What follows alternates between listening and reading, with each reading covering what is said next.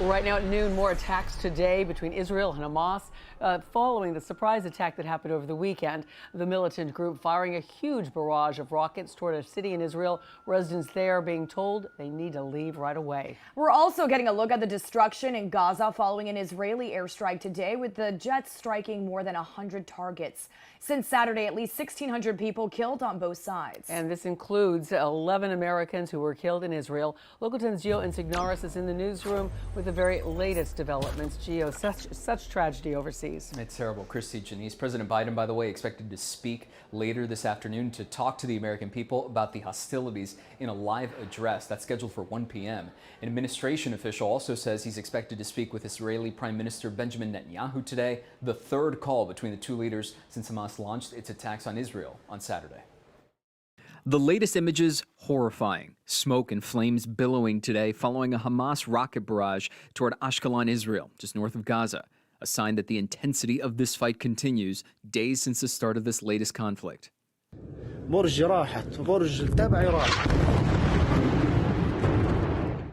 These sounds coming from the Al Furqan area in Gaza, as Israeli jets have struck more than 100 targets today, according to the Israeli Defense Forces. Today, 300,000 Israeli reservists flooding the fields around Gaza, the largest and quickest call-up in Israel's history. Armored personnel carriers cutting through the dust to the border, roads clogged with tank carriers, reservists huddling at gas stations. The Israeli military says the immediate goal is to strip Hamas of military capabilities. How long is Israel willing to fight this war? As long as it takes. As Israel retaliates for the terrifying deadly assault by Hamas, it says it's targeting terrorists, but civilians are now caught in the crossfire. Over 780 people killed in 3 days, at least 140 of them children, according to Gaza's health ministry. Dazed residents are facing a fourth day of retaliatory attacks from Israeli fighter jets as Hamas still hits Israeli cities. ABC's Ian Pannell seeing this firsthand.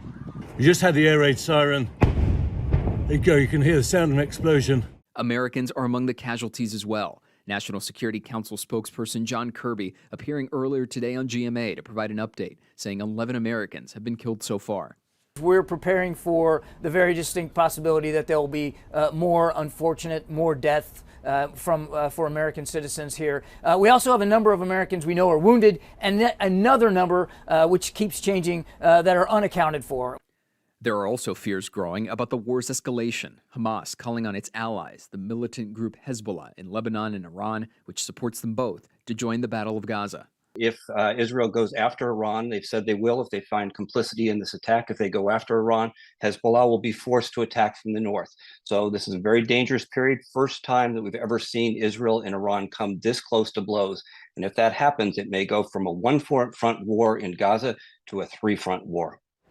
In addition to the more than 780 people killed, according to Gaza's health ministry, Israel Defense Forces say more than 900 have died in Israel. Meanwhile, the U.S., according to officials, is concerned about that further opening up of the conflict if Hezbollah becomes involved, but they've stressed there was no strong evidence right now that will happen.